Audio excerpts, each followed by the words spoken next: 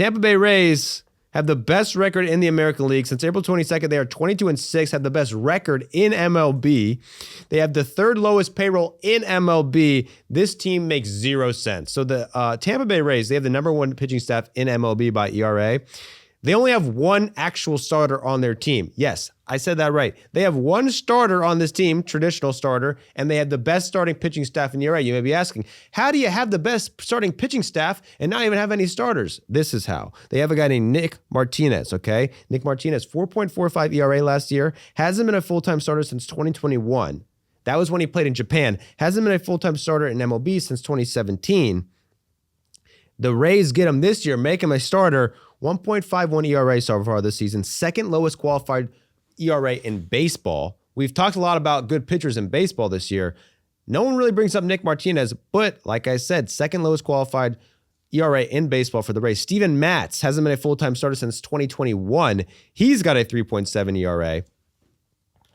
Not too shabby. Shane McClanahan hasn't pitched since 2023. He's been dealing with injuries.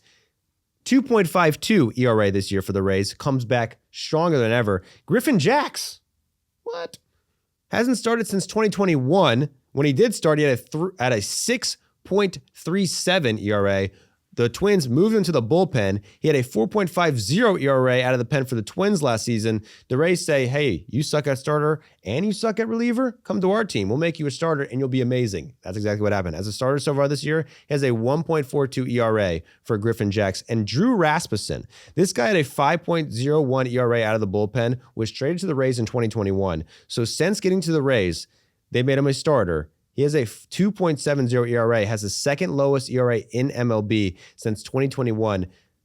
And that's just what the Rays do. They take guys who aren't other teams, who suck. They say, come to our team. We're going to make you better. And they become better. He's got a 2.78 ERA this year. So the Rays have used 7 starters this season. Only one of them was a full-time starter this year. So even though only 6 of their 7 starters are not even technically starters, in the traditional sense, they have the best starting pitching staff in ERA.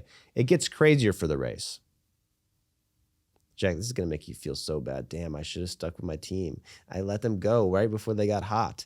Look at the metrics, dude. So the Tampa Bay Rays are last in barrel percentage, last in barrels, last in hard hit percentage, last in hard hit balls, last in average exit velocity, and have the 10th best offense in baseball and the best record in the American League. They are 27th in balls in the air percentage.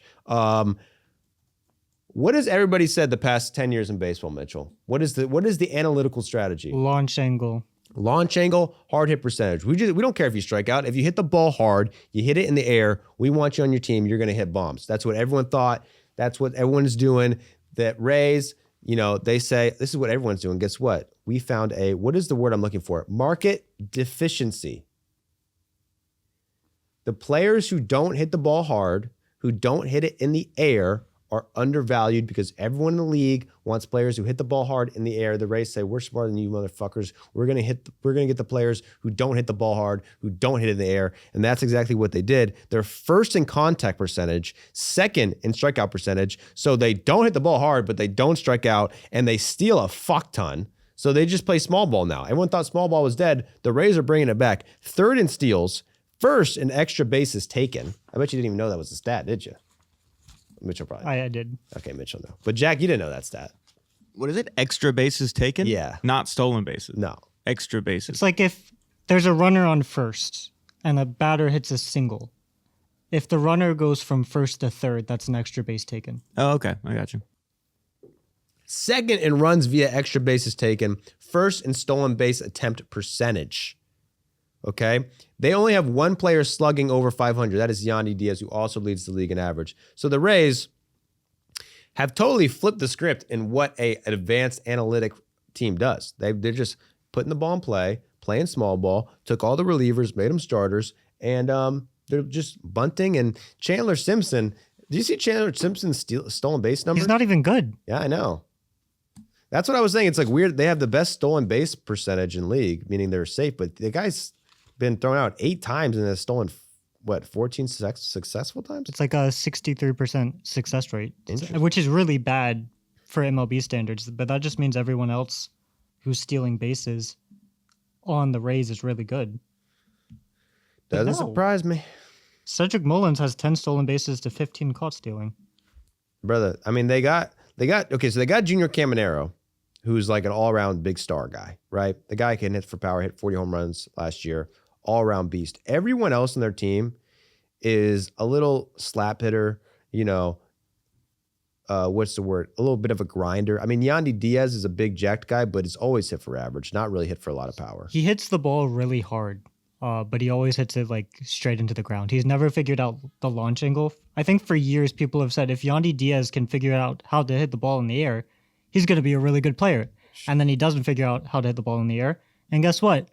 He's a really good player anyway. So I don't know how he does it, but every year he's been, since 2022, he's been well above average as a hitter without hitting homers. They going to trade him? Not at this point. He's having a career, dude. Might as well trade him. I don't know. He's their DH. Yandy Diaz will stay. He's a Rays for life. He's their longest tenured player for sure.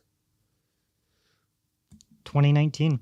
Respect. Gotta respect it. Gotta respect the Rays. Jack, I will give you an opportunity. You want to jump back on the team? I'll put it this way, dude. If they're going to the World Series, I'm coming in full uniform for the whole time. Pants? You go Ungzuna? Nobody would know if I was wearing the pants, but yeah, I'll know. So yeah, I'm a man of my word. Cleats? Cleats. Yep. Metal spikes or rubber spikes? Metal spikes. Okay. Wow. Might have to wear little booties on them. Little footy booties. You don't want to scratch up the floor in here. Don't want to scratch up the floor. Well, shout out to Jack's Rays. They beat the Baltimore Orioles. 18 hits in game 1. They take off their shirts in game 2, went 4-1. Then they do a double steal off on game 3, sweep the Baltimore Orioles. Then they play the big, bad Yankees. They split a 2-game series against the Yankees, had a little bit of a rain situation, so they only played 2 games. And they end the week in first place, 3.5 games up of the big bag Yankees. 10.5 games up of the Blue Jays, who continue to falter. And then it gets even worse from there. The Baltimore Orioles, and the Boston Red Sox.